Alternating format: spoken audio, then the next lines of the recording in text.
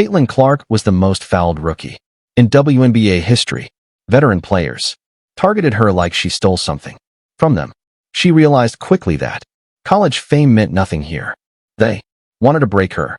But instead of breaking, she did something that shocked everyone. She completely transformed her body. And when the world saw the results, they couldn't believe their eyes. This is the brutal story they don't want you to know. She was born on January 22nd, 2002 in Des Moines, Iowa. Her name was Caitlin Elizabeth Clark. She was the middle child in a family of 3 siblings. That position right between an older brother and a younger one would shape everything about her. From the very beginning, life was a competition. At home in West Des Moines, she was always fighting to keep up, to win, to prove something. Her parents, Brent and Ann, had no idea the girl bouncing a basketball around the house would one day rewrite the sport's history. Caitlin's dad had played basketball and baseball in college. Her grandfather coached football. Sports ran in the bloodline. But Caitlin wasn't just athletic. She was obsessed with winning. Even at age 5, she could dribble like she had been doing it for years. It didn't matter if it was a school project or a board game.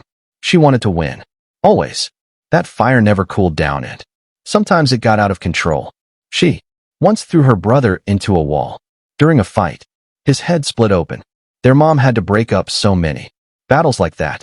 She wasn't just good at basketball.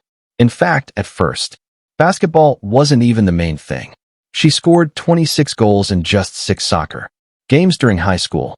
Her coach believed she could have gone Division I.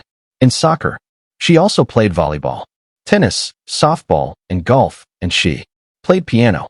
Caitlin could have done anything, but basketball called louder than everything else. There wasn't a girls' league for her age when she started, so her dad put her in boys' leagues. She had to fight just to be on the court. That made her tougher. By 6th grade, she had joined the All-Iowa Attack AAU team in Ames. That changed everything. She was only 13, but already playing against older girls. One coach remembered her hitting a step-back 3 and then throwing a pass that went untouched, but perfectly aimed. That same coach said most kids would go for ice cream after a win. Caitlin didn't care about that. She just wanted to play harder and win more. That was the moment everything started. By the time she was a junior at Dowling Catholic High School, she shocked everyone. On February 4th, 2019, Caitlin scored 60 points in a single game. She dropped 25 in the first quarter alone and hit 13 three-pointers. That was the most in Iowa history. Even the student section of the other team lined up for autographs afterward. She finished her junior year as the state's top scorer, and the next year, she did it again. As a senior, she averaged 33.4 for points, 8 rebounds, 4 assists, and nearly 3 steals per game. Her total career points reached 2,547, 4th all-time in Iowa. She also broke the record for most three-pointers made.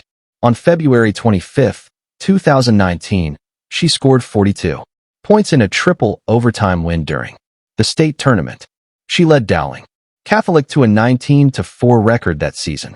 She was named Miss Iowa Basketball, Gatorade Player of the Year, and All-Iowa Athlete of the Year. Her basketball career at that point was already legendary. Then came November 25th, 2020. The stands were nearly empty. Co had kept the fans away, but it couldn't keep the spotlight from finding an 18-year-old freshman named Caitlin Clark. That night inside Iowa's Carver Hawkeye Arena, something unforgettable happened.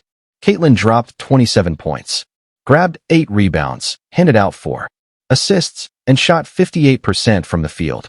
She took over the game from the very first possession. It was her debut, but she was already the best player on the floor. Even her defense made a statement. 3 steals showed she could disrupt plays just as easily as she could make them. Her teammates that night, Gabby Marshall, Kate Martin, McKenna Wero, Monicano, would go on to share a national title run with her years later. But on that first night, it was clear Caitlin Clark was the future of Iowa basketball. Just for weeks later, she did something even rarer.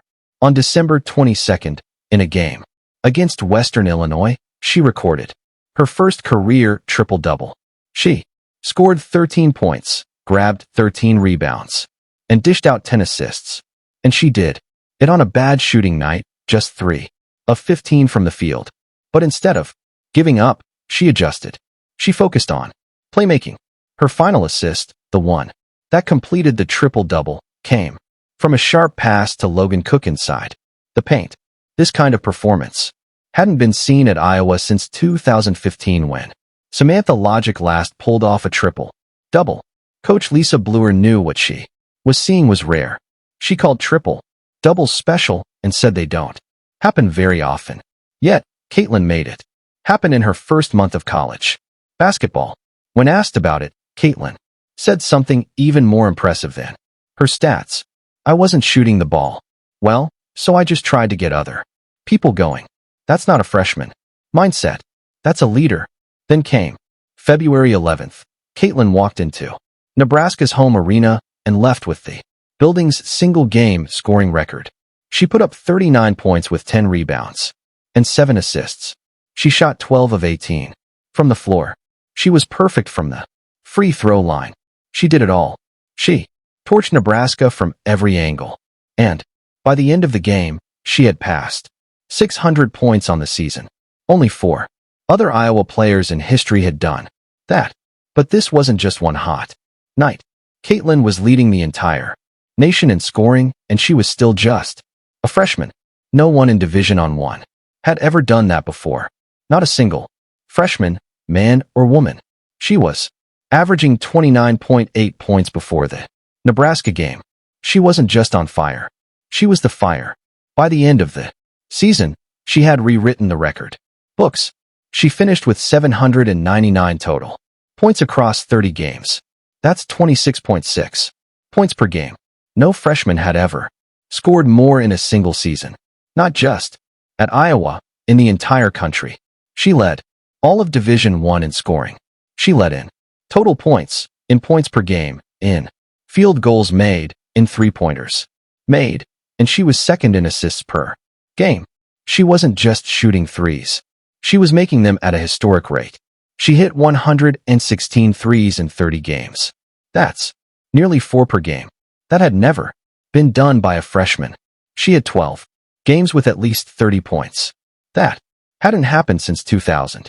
She also broke Iowa's freshman scoring record and finished with the third highest single-season point total in program history. Only Megan Gustafson had scored more, and that was during her final years, not her first.